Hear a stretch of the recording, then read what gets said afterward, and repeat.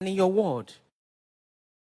For gold to become gold, it must pass through fire.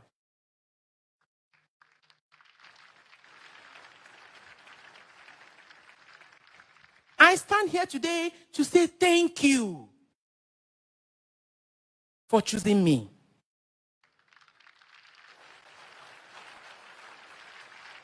Thank you for loving me, for caring for me, nurturing me. Thank you for being a good father to our children. You are not just a father who merely provides, but a father who wants the best and give out his best at all times.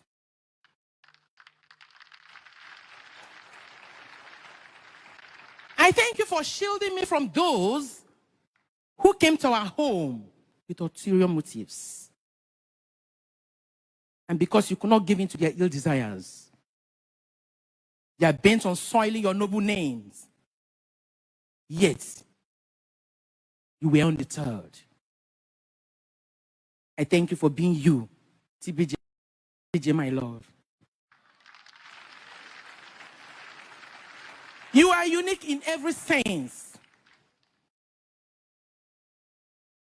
As the man who does not understand the word impossible. He doesn't understand the word impossible.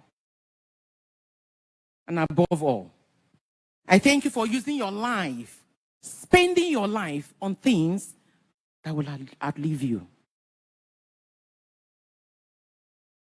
We keep the fire burning. We will keep your dreams alive by God's grace.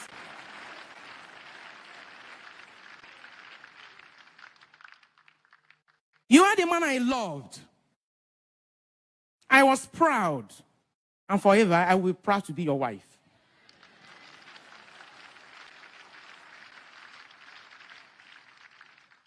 You have made it clear to us all that this is the job you are born for. You are living for. And you will die for. Though you are not dead, I know that. You are not dead. But this you did on your last moment on earth. Your passing was so peaceful. Yes, it was so peaceful.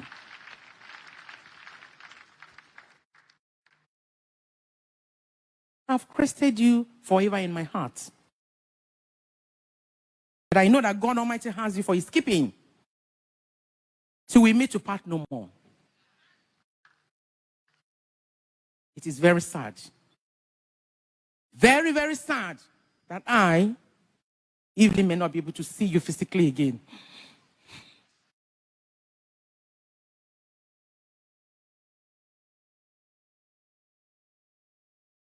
The children may not be able to see you physically.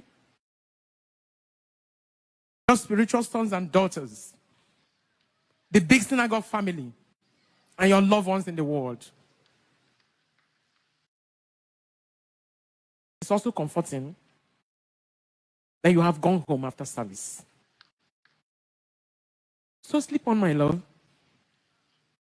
Sleep on, my God's general. God bless you.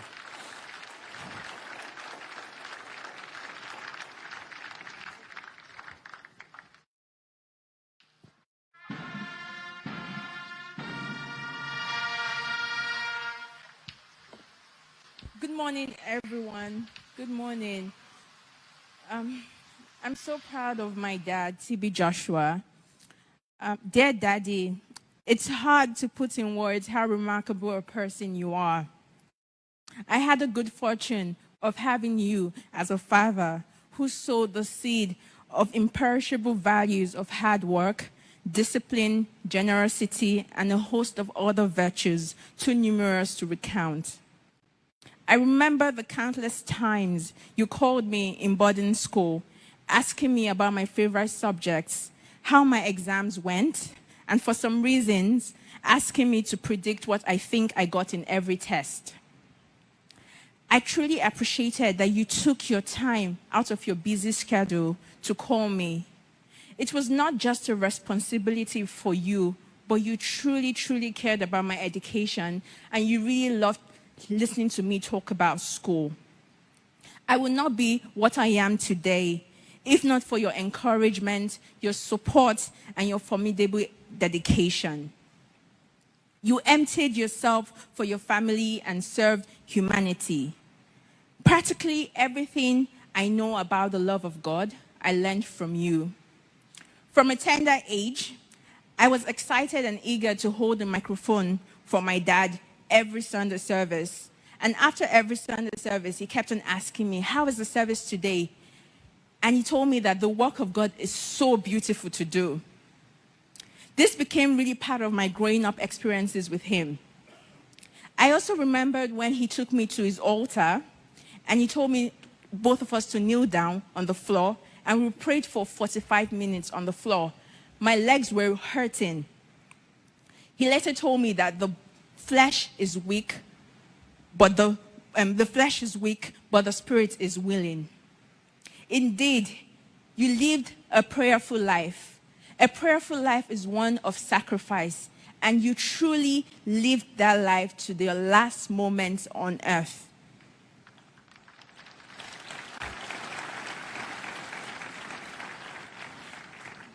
I am in awe of your love and fear of God, and I really truly understood that at a very young age, my dad would give his time, his dedication for this work.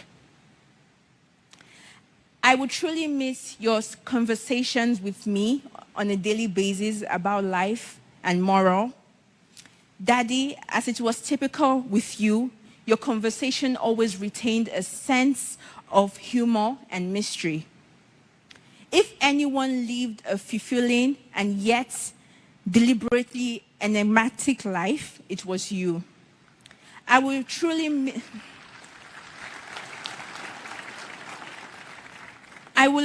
miss your wisdom, your knowledge, your mystery, and your humor. You have lived a life of unwavering commitment to passion and service. I have no reservation to say that my dad had the biggest heart that I know of, and he was a true humanitarian to this generation.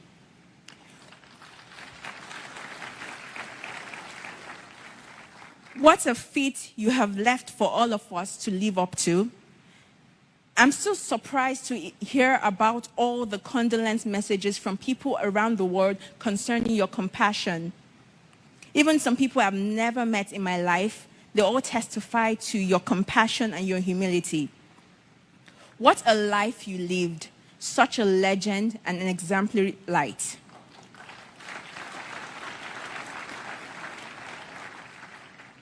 I believe that by God's grace and your peculiar sense of time, that while we were not ready, you were fully prepared for the call home.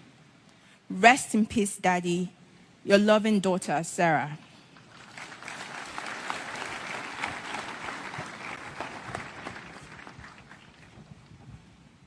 Good morning, everyone. My name is Promise Joshua, and here's my tribute to my dad. As devastated as I was upon hearing about the news of my dad's passing, I can't say that I was completely unprepared for that day. Growing up as a biological daughter to a man like Prophet T.B. Joshua, my dad raised me to understand that he was on a mission in this world. For him, life on earth was spiritual warfare, not a place to get too comfortable like it was home. He essentially lived each day like it was his last, with most of his time spent at his prayer mountain, utterly focused on executing an assignment that only him seemed to be in the know of what the instructions were. Since I became more socially aware and more inquisitive about my dad's life, I realized that the implication of such a lifestyle was that once he was done accomplishing what he was sent for, he will be called back home to the one who sent him. I must say that my dad did an excellent job at preparing me mentally, emotionally, spiritually, and even physically for a moment like this. I remember the conversations we had, particularly last year, when I spent over a year with him at his prayer mountain, right before he eventually released me to pursue my master's.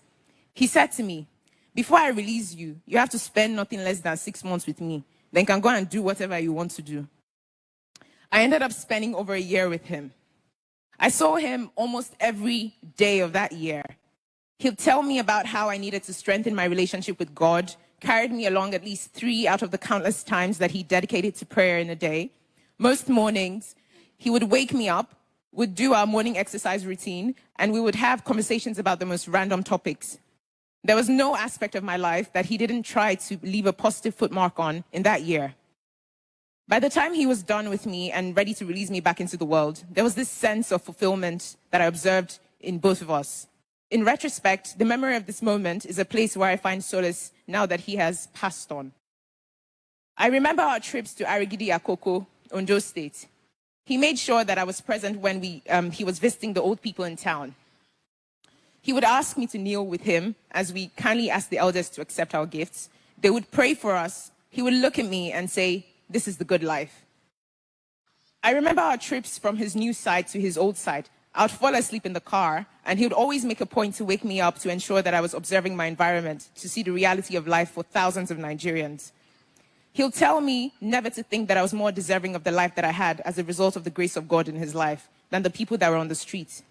For me, this was an important lesson that shaped my perspective and daily interactions. Lastly, Daddy, I want to say thank you for being such an exceptional role model. Your life is a living testimony of how God can raise a young boy from an underprivileged background with so much passion and zeal for God's work and use him in extraordinary ways.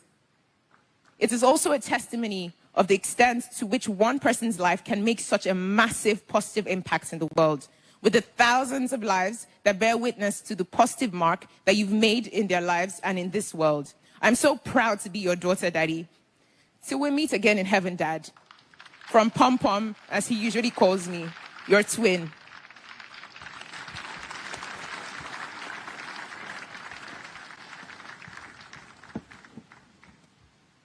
Hello, everyone. I'm Hart. I'm Prophet TB Joshua's daughter, and I would like to start by thanking everyone for coming out and celebrating my father's beautiful life.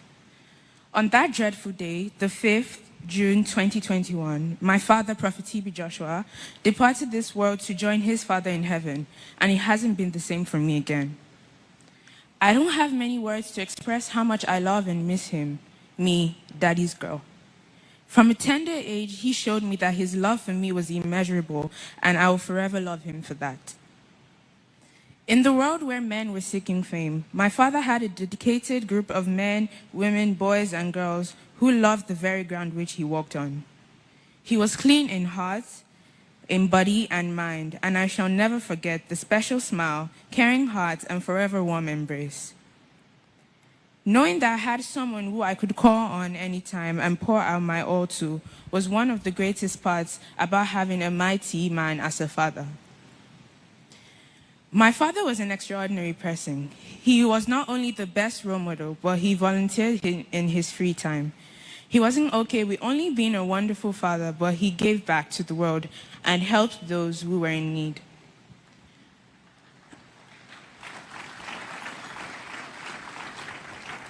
As we may all know, my father's notable feature was his charisma.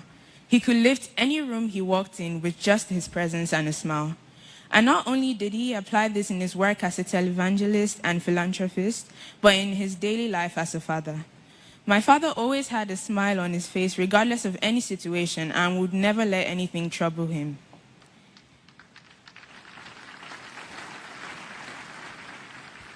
He was a jovial man, full of fun and laughter. He played uncountable jokes with me and my sisters, and sadly is leaving a hole in our hearts, which no one can fill. Feet of Jesus on the resurrection morning.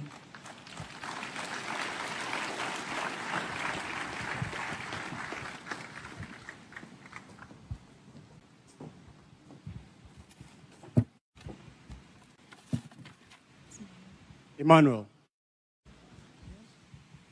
My name is Brian Moshi, and Prophet TB Joshua is my spiritual father and also my father-in-law. I'm married to his beautiful daughter, Serah Joshua.